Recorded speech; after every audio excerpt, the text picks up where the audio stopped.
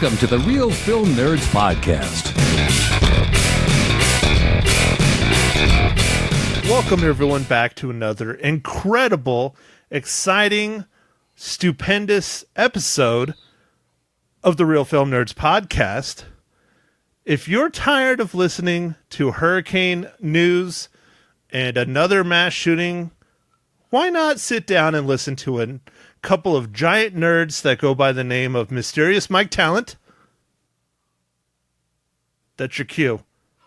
Hello, everybody. I thought you were going to say your name next. Well, I was going to introduce you, and then I was going to say, and the incredible Matt Hinshaw.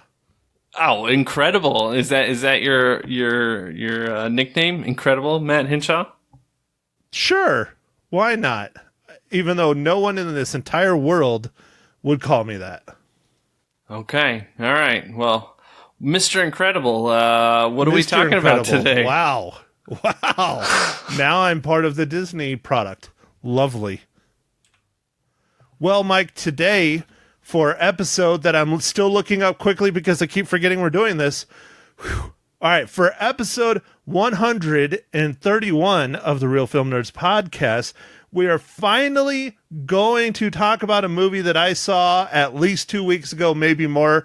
There's still dissension between Mike and I on how long it's been since I watched it. Good Boys. All right, yeah. Mike, since you are clearly not a good boy, why don't you give us the rundown for it?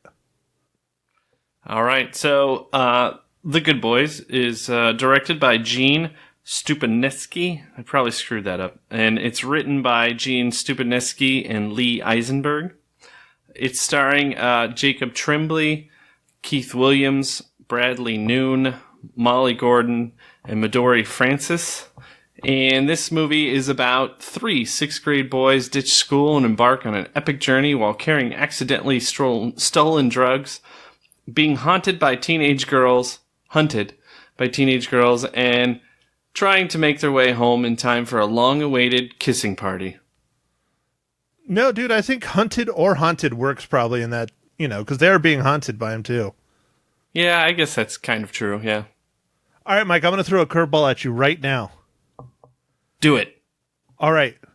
This is going to mess with everybody that has listened to our podcast in the past. If this is your first one, welcome. This is just for you. Mike, let's just start off right now.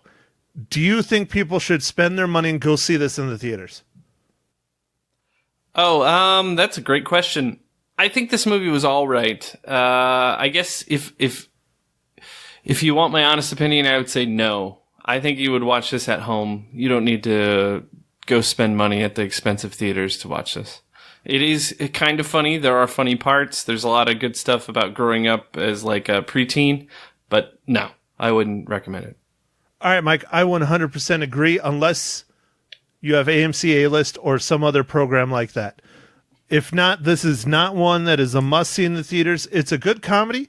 If you want to go this past weekend, because there hasn't been anything going on, but, now I'm just talking this past weekend. It doesn't make sense because I think there's stuff coming out this coming weekend. Maybe it would be worth it, but again, I don't know. I think just keep your money to yourself and wait until it's on Netflix or Hulu or Disney Plus or Prime, CBS Now, or whoever the hell's going to get this one. So, all right, Mike, I know that's the curveball, but I just wanted to get that out there for our wonderful listeners. So let's go ahead. Let's start talking about it. All right. So, Matt, when you told me about this movie, I was kind of excited about it. It was a Seth Rogen produced movie, and he's kind of been on a roll lately with a lot of the things he's been doing. And it was kind of like a I can't even think of the movie Bad something. Superbad? Superbad, kind of, but for preteens. I was like, okay, cool. So let's go watch it. And although it is somewhat like Superbad with preteens, it also kind of reminded me of American Pie with preteens, because they kind of had this like thing that they were doing, and there's this camaraderie between these.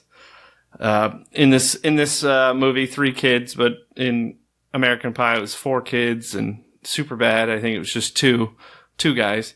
So, they kind of have this adventure. This is just kind of like an adventure movie.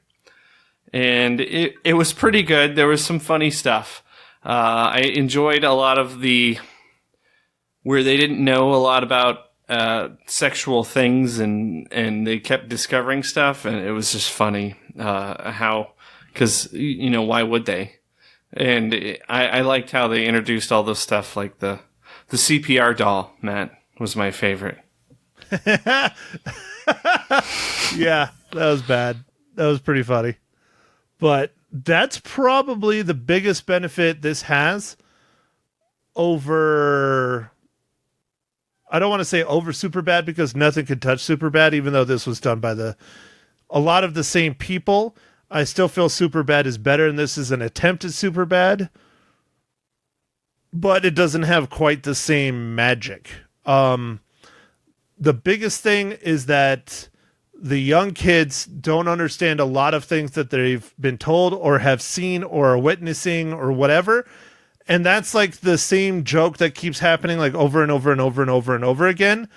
But it's hilarious because of the different things they use. Like there's the weapon section that was pretty funny. Yes, that was very funny. The CPR doll was another pretty funny part without ruining it. But that's the one thing that they kept using like over and over and over. It it was fun. It was an okay film. It wasn't my favorite, especially not done from these guys. Now, if you compare it to some of Seth Rogen's more recent work, I think this is definitely more on track. Like Sausage Party Man, I had a hard time watching that. I thought Neighbors, the first one, was really good. The second one I thought was not great. I mean, It was okay, but it wasn't as good as the first one. I think this is more along the lines of the Seth Rogen group guys, whatever, getting back to kind of their roots.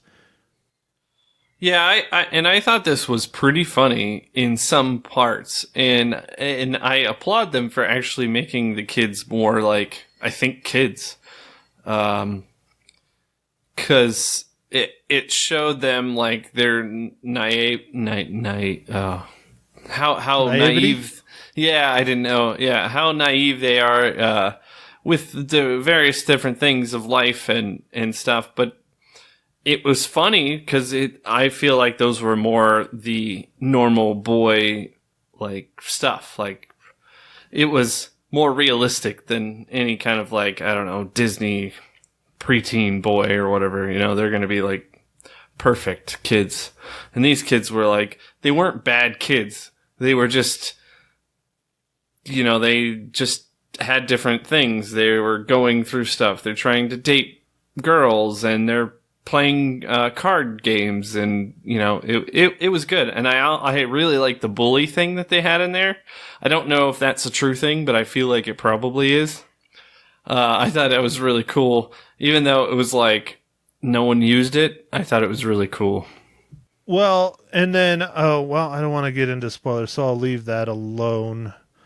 Another one of those little parts where it's in the trailer, so I'll say it, but it's where it's the young guys trying to figure things out is when they're trying to open the bottle of Chewy vitamins, or at least that's what they think it is. And they're sitting there just trying to open it for like 5 minutes, and then they just all give up. That was pretty funny. That was funny.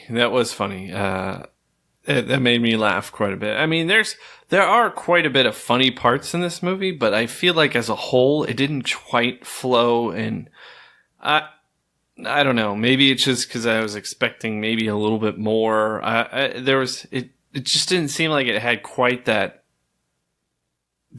perfect, I don't know, magic of some of the other movies. Like Superbad was really good.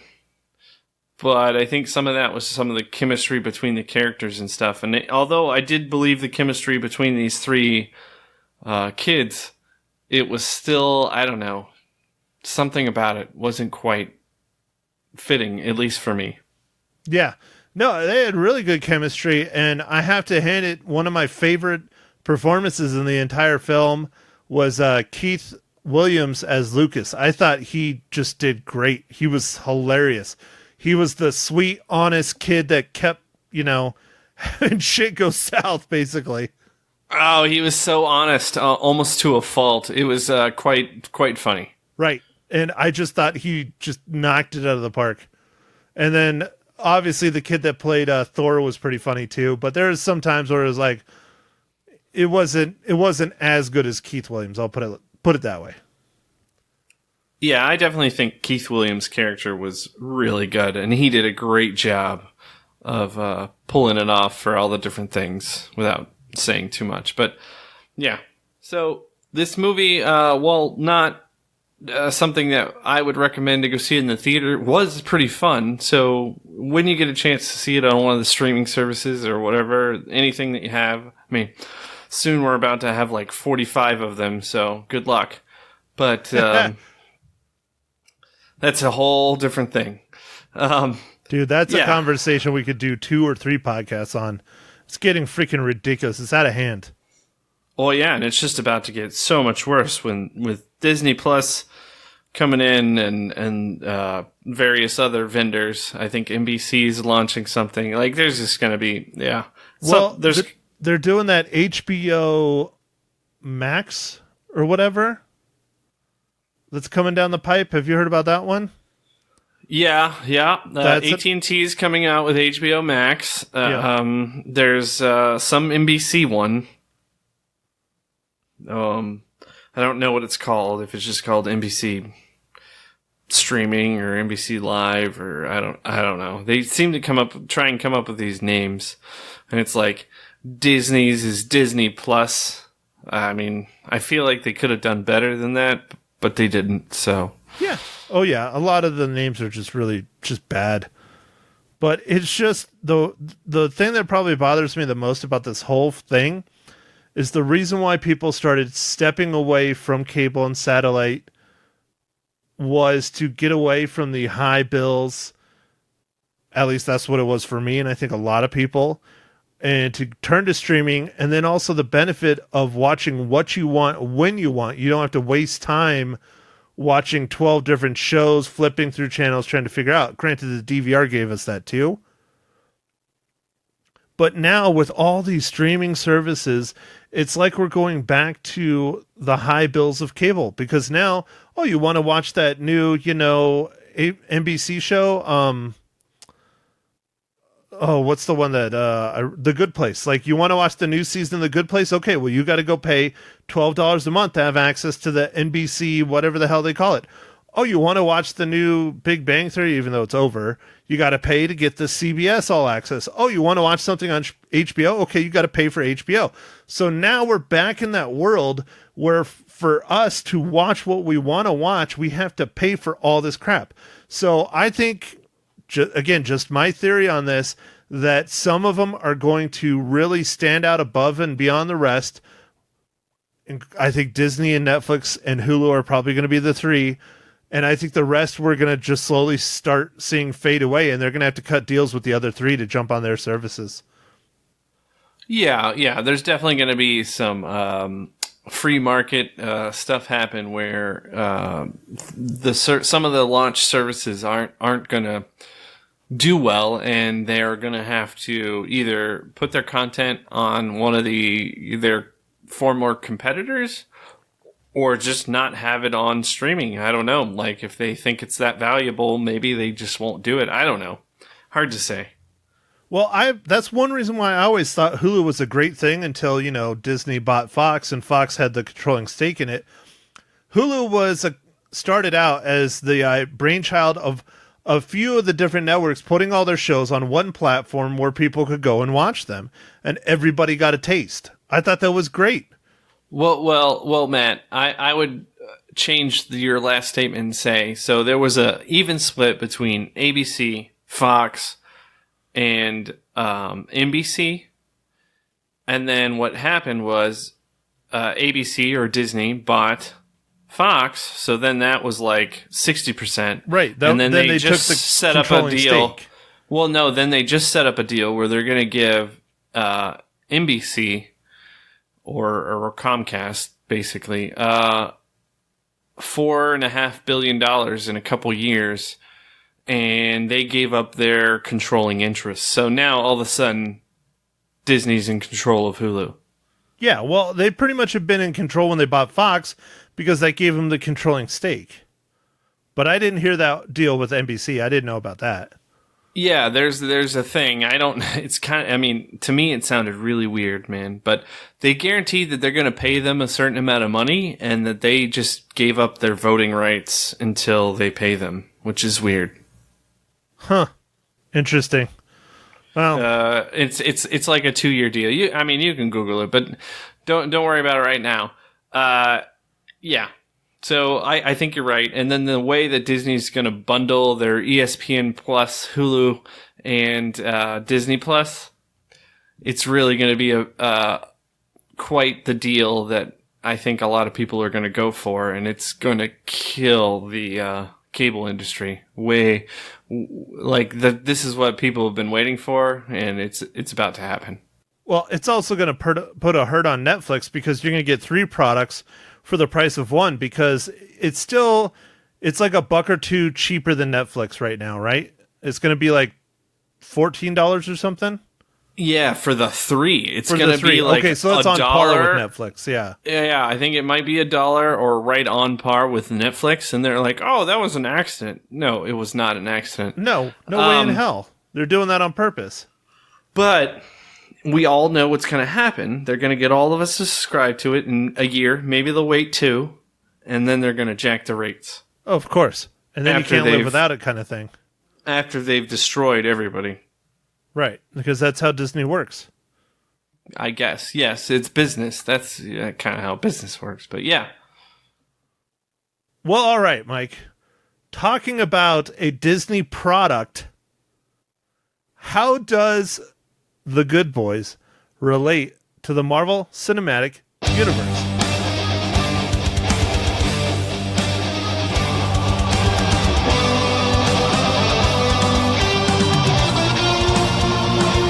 Oh, Matt, I'm glad you asked. That was a good segue, or about as good as you could get. So, the MCU, there's a storyboard artist named Robert Castillo who worked on The Good Boys, but he also worked on Ant-Man, Captain America Civil War, Guardians of the Galaxy Volume 2, Spider-Man Homecoming, and Captain Marvel. So he's basically the storyboard artist for Disney's MCU. I think he is at least for those movies. I mean, it seems, there's a lot of movies going on. So maybe he's just one of their go-to guys. That's what it looks like. Yeah. He's probably pretty good. So that'd be cool to check out. Well, anyways, good job, Mike, because I was not sure how you were going to pull this one out. I thought you were going to do something about how the kid's name is Thor, but I was like... Oh, no, that would have been fun, but no. I decided... I mean, it took me quite a while to get down there. When you get down to storyboard artists, it's kind of getting thin. Since we already gave our impression at the beginning, if we think people should see this in the theaters or not, let's go ahead and move on to our spoiler section of The Good Boys. And I know right off the bat what you're going to ask me. So go ahead, do it, Mike. Go ahead. Just do it. Oh, okay, Matt. I have to ask you this, Matt. What did you think about the drone being used in this movie? And did you feel like it was an accurate representation of drones? Yes and no. Okay, elaborate. Okay, so the whole thing about flying it over the neighbor and using her cell phone and all that shit is fairly accurate, but the fact that she caught it with like a fishing net, and then at the end, not to ruin one of my favorite parts, it was seriously one of my favorite parts of the whole movie, when he tries to fly it through the house and it just destroys the house. I love that. I thought that was so smart and funny. That never would have happened. The first thing it would have touched that shit would have been bashed in the ground. But I loved that scene. I thought that was so funny. But outside of that, one of the biggest things is the connection. Like, the DJI, I use a DJI Mavic Pro for work, and it supposedly can go up to 2.5 miles. I've gone pretty far with it. I've never gone anywhere near even a mile. But I have actually lost connection when I was shooting some very large lots, like 20, 30 acre lots. I've lost connection to it. Now, granted, was that because it wasn't powerful enough? And no, they claim it goes up to 2.5 miles. And there's YouTube videos where people supposedly have done it. I don't really care to go that far. I'm doing it for work. Yeah, But, is it like line of sight problems? And Yeah. I mean, there's a lot to affect signals. The man. pure and simple fact, I fly, for those of you who don't know, I don't want to get too off topic because I can. I've had a wonderful Labor Day weekend. This is the most flying I've done, but I fly RC airplanes and I fly what people like to call drones in FPV, but I don't fly the ones that you buy at the store. I make my own and they do about 90 miles an hour. Granted, I do have one from the store for work, which is one thing they love at being a real estate photographer. But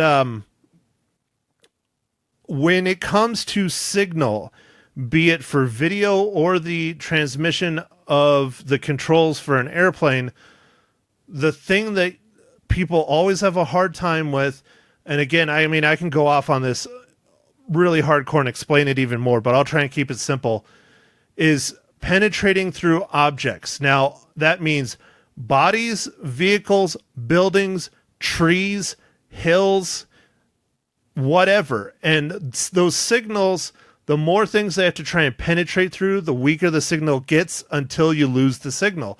So if you're trying to fly through stuff, especially a house, and unless you're like immediately outside of the house, you're probably not going to have that signal, no matter if you're flying a DJI or not. So that's one of the illusions, but it was fun. It was funny. But I've lost signal, just flying around at my RC field behind trees and behind sheds and behind buildings and stuff. Typically, if you have it set up right, you will lose your video signal before you lose your controls. And then if you can get up high enough to where you're up and above all the objects, then typically you'll get it back, unless you're too far away. So there you go. That's as simple as I can keep it. But All right. I did really enjoy that part when he flew it through the house because it was hilarious. Yeah, that was a really good scene in the movie. That was pretty good. And yes, that was the question I know you were itching to ask me. Even though the gag was maybe a little bit overused, I really, really enjoyed the trying to open the child-proof bottle. Yeah. Well, and Mike, what was really in the bottle? Was it really gummy vitamins? No, it was supposed to be Molly, which they thought was a person. Yeah. But it was, essentially what we used to call ecstasy, but I think it's technically different. I think it's a newer version of ecstasy. No, it's the same basic compound. They've just the chemistry compound is MDMA, and they've just decided to shorten it to Molly instead of calling it ecstasy. Oh, it's the same stuff. Right. It's just people have changed the name of it. That's all. Yeah. There's a scene, Matt, where the kids go to purchase drugs. I thought that was quite funny, dude, even though it's a little, house? it's a little dumb. It's a little silly, but I like that it was silly because it was kids. Right. It was supposed to be that way. That's why it was funny. Yeah.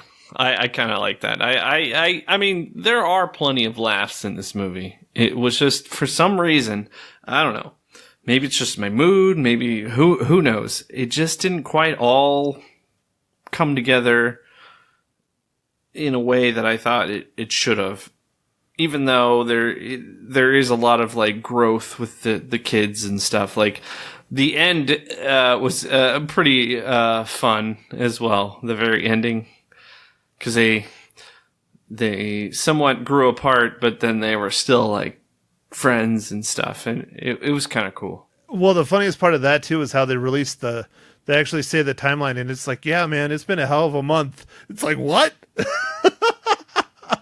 Well, yeah, of course. They grew apart in a month. But yeah, that's very realistic though, because when you're a kid, time seems to take forever, and then when you're an adult, it seems like time's always burning your ass. It's so fast. Yeah, it definitely moves so much faster as I've gotten older. Man, it's almost Halloween again? Holy crap. What happened to the rest of the year? But no, Mike, I agree. I mean, I enjoyed this film. I liked it a lot. There was a lot of fun, interesting parts, like the one you were talking about where he was trying to buy drugs from the frat guy, and they started lighting everybody up with the paintball gun, and it was just over the top, like the shit they were doing. Like the big dude, Lucas, played by Keith Williams, he like throws like a college kid like over his shoulder, but it's just because they made it look like he just bent down and like hit like an angle, and he just hits him right to throw him over the shoulder. It was just fun and silly, and they knew exactly what kind of film it was at that point for sure. Yeah, no, it was definitely silly because, that scene could have been way different, but I liked how they did it. I thought it was fun. No, it was a lot of fun. And then they ran out to the car. They're like, go, go, go, go. Yeah, but just like you, man, I had a hard time because I kept comparing it to other films that are like it that came before that were just dramatically better. And that, you and I saw in not the primes of our lives, but in our teenage and early college years. And there's just something about when they hit at those times. I mean, Superbad, we keep comparing it to Superbad. They even have a scene in this film that's almost straight out of Superbad where the kid's trying to steal some beer in a convenience store and a cop walks in. Granted, it's a little different, but it's similar. Yeah, it is similar. and then the kid who always tells the truth tells him, yeah, it was good. That was good. But yeah, it wasn't quite McLovin. No. No. But and I even saw a lot of references to American Pie. I don't think you did, but to me it kind of seemed like that, like just in a very overall generalized fashion. There's these kids, they kind of have this almost like bond or pact, and they're trying to accomplish something. And that's pretty much what American Pie is. Yeah, and then the main kid, it keeps pushing the other two that really don't care to go to this party. So in American Pie, the main guy keeps pushing everyone else to, lose their virginity, and they're like really, I mean, they want to, but they're not as hardcore as the main guy is. So right. So that's kind of like that. What that is. I guess what was lacking was American Pie has really good soundtrack. Yeah. I don't know. This one was okay, but I don't remember any like crazy. Like sometimes I think it's just the music. The sounds are just like, I don't know. I really like the American Pie soundtrack, and it's probably because it's like Blink-182 and like all these like, I don't know, groups that were pretty popular right at that time. You also got to think about the time when we saw American Pie, Mike. We both were seniors in high school. I remember we saw it our senior year, and it hit us a lot harder than the kids that were younger than us and older than us, because, I mean, it was like a parallel of our senior year on a lot of levels. I mean, it was, but it wasn't, clearly. It's a movie and it's silly, but that, we should do that, man, because I haven't watched that movie in forever. We should do a tributary on that. Not a tributary, Legacy. Oh, yeah. That would be interesting, because it's been, God, I don't want to reveal our ages, but it's been a while since we saw that movie. It came out in 99, Matt. Yeah. It's 20 years. I know, but it was, I was trying not to say that, Mike. We're old. It's okay. We're old nerds. But I don't know. You're right, Matt. That will always, of course, have a different meaning for us because we were right in it at the exact time that those characters were representing. Right. So I don't know. And like you said, the soundtrack was fantastic. I mean, that was the music we were listening to, and I mean, that was like our movie. It was like us. It wasn't, but it was, but it wasn't. Yeah. We could relate quite a bit to it, but not being, understanding that not everything was going to be like that. But yeah, no, it was us. It was awesome. Like, for instance, Mike, I mean, I know you're more of a fan of boning a peach pie instead of an apple pie. Well, yeah, for sure. It's a little gooier. I understand. Yeah, I think something about the sugar just feels better. Yeah, it tingles a little more. Yeah. I think apple pie is just, it's just not as sweet and gooey. Okay, well, Mike, before I start getting us down a darker rabbit hole, let's go ahead. How many reels do you give Good Boys? I'm going to give it 3 reels out of 5. Well, Mike, we have quite an odd occurrence here. What? You can't be the same again. Come on. No. I give it 2.5 reels out of 5. What? Matt, you're harsher than me. Oh, I like it. I like this. This is good. It's an oddity, dude. I am never more harsh than you. Yeah, no, you're not traditionally at all. So, awesome. This is good. I didn't hate this movie, but it was like a whole bunch of kind of, young kid jokes kind of strung together with a little bit of adventure thrown in. Oh, dude, that's one that I was going to bring up that was funny was the neighbor when he was like making out with her fraternity boyfriend at the time, and they go rolling by on their bikes. He yells out like, keep moving or something, Stranger Things. I thought that was so timely and funny. That was pretty good. Oh, yeah. That was pretty good. They were just like, they all just stopped and were looking. Yeah, watching him make out in the front driveway. Yeah. But there was, you got to hand it to him. There's a lot of things that have changed versus when we were growing up. Like, they're talking about how the mall is like 4 miles away and it seems like it's so far and they'll never get there. And I mean, we used to ride at least that far on our bikes all the time. But that's more of a modern day kind of thing that you and I would have a hard time relating to unless we had kids. Yeah. And nowadays, I think if you let your kid go by themselves, it's child abuse. Yeah, you let them even walk down the street alone, they're in trouble. I mean, you're in trouble. Yeah, but when we were kids, it was like, hey, get back before the sun sets. And that's one thing that's interesting about our generation, because we're kind of in the middle. But they're starting to, come out with studies and things that are showing that all this, helicopter parenting and all this social media and screen stuff is really being just detrimental to these young minds growing up. And we haven't seen the massive fallout of it yet. I mean, of course, we're a little biased, but I don't know. I do, like, we played a lot of video games. Yes, we did. We are the real film nerds. We played tons of video games, but we also rode the crap out of our bicycles. Yeah. We were all over the place, which is kind of why I have loved Stranger Things since it's come out. And I mean, lots of other things like the Goonies and different things like that from the 80s. But that was our, I don't know, like, beacon. Like, that was like what we thought was normal, kind of. Right. And that's how we got around.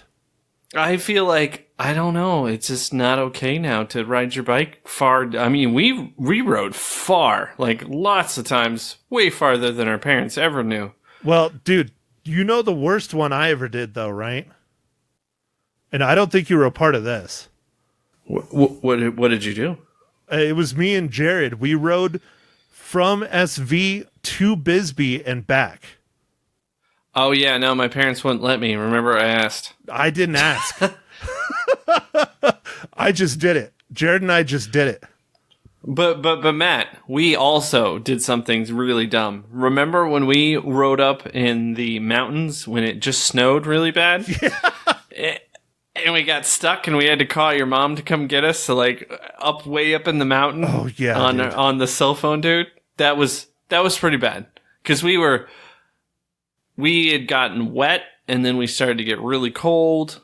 Yeah, we had to call your mom. It wasn't just the snow. It was rain that turned into snow and then sleet. And we were just like frozen solid. So we did some stuff too. But we always did dumb shit. But we rode a lot. I mean, I exercised, like, I didn't realize it was exercise, I guess, as a kid. I just was like, this is how you get around. Yeah. It was transportation. It wasn't exercise, it was transportation. I mean, one of the most vivid for me was how many times we would ride to I think it was Smith's back then, and then it turned into Abco, and then it's Food City now. But we would literally, on the other side of town, had the only Mortal Kombat arcade machine. And I think it was Mortal Kombat 2 or 3. And we would ride there and play that shit all the time. All the time. And it was nothing. It was no big deal. Yeah. I remember we also rode to Hastings all the time, which was not as far, but it was next close to it. Close to. And we went all there all the time, which was our movie rental store, our Blockbuster, essentially. So anyways, I don't know, man. It's just, that's a whole thing that kids today are missing out on. And I don't want to blame it 100% on technology and the internet, because we had it back then, just not at the domination of life as it is now. I mean, I can't even imagine if we had smartphones back then. It probably would have turned out like what it is now. But I think it's a combination of things. I think it's a combination of, there's more stories of mass shootings. There's more stories of all these horrible things going on. Kids being kidnapped, molestations, all that shit. I don't think there's any more of it than we've ever had. Shootings for sure. But, kids being kidnapped, molestations, all that shit. That shit happened in the 80s and 90s, and the 70s and the 60s is, same as today. I just think you hear about it more now. Yeah, unfortunately, I think that's true. We just hear about it more because we're more connected, and then they highlight that stuff. And then we have this 24-hour news cycle and all this. Things are different. Things are different. And it scares the living hell out of the parents, because they don't want their kids to be hurt, which I understand. If I had kids, I wouldn't want them to be hurt either, but I still would want them to have that experience, because I feel like we had that step up where even when we're out mountain biking in the mountains, and even if we didn't have a cell phone, I mean, luckily, my mom forced me to take the really expensive one we had if we were going somewhere far. But, I crashed into trees. I cut myself up, all kinds of shit. And you had to figure out, okay, well, do I waste the money and make the phone call, or do I suck it up and, have some, cloth with me and clean it up and just keep going, or what? Kids don't do that today. Yeah, I definitely remember going home and be like, Mom, I crashed on my bike. And she's like, oh, I'll clean it out. And I was like, oh, no. And it was going to be terrible because she'd scrub it out and then put hydrogen peroxide or alcohol all over it. But, hey, she wasn't mad. It's part of growing up.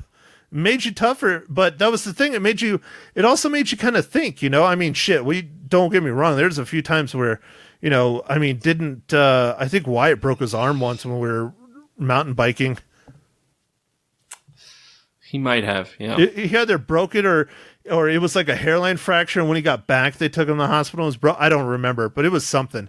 He really hurt himself pretty bad. But again, until we finished up and he went home, and, but I don't know. It was just different. So, all right, Mike. Well, I don't want to get too off topic. I mean, we can reminisce about our childhood all day long.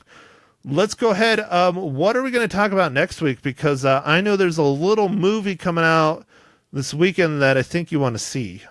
Yeah. I don't know. You were talking a little bit about seeing like a legacy movie. There's something on, what is it? Voodoo that you were talking about. And then, there's also a independent movie that we were talking about. What was it? Peanut Butter Falcon? That's right. I would like to go see that. But Mike, I know you really want to go and see this movie, and you really want to talk about this movie. And it comes out on Friday, September 6th. It Chapter 2. Oh, it's September 6th. Oh my gosh, it's already coming out? Yes, yeah. I want to see that. And I know a lot of theaters are playing It Chapter 1 prior to it. So I think you can see both of them like back to back. And I know you really want to see that. So I think whatever other, movies we're going to talk about, it's going to have to take a back seat to It Chapter 2, unless we can get a second one done this week, which I don't think will happen. Well, we'll have to see, Matt. I can't guarantee anything, but yeah, It Chapter 2 is definitely going to be high on the priority list. The first one was awesome, so I feel like as long as they didn't do anything dumb, this second one looks good too, and that would be great. Well, let's do that. Let's plan for It Chapter 2. If there is time and you can get to see it, I'm going to try and see it today if I can, is Peanut Butter Falcon, and or a request that we've been trying to fill. We talked about it a little bit, is Demolition Man, starring Sly Stallone and Wesley Snipes. That's a request in our Legacy Cast world. Yeah, that's a fun one too, and I would love to review that as well. So, so many movies, Matt, so little time. I know, man. We'll get it, though. We'll get it. I know.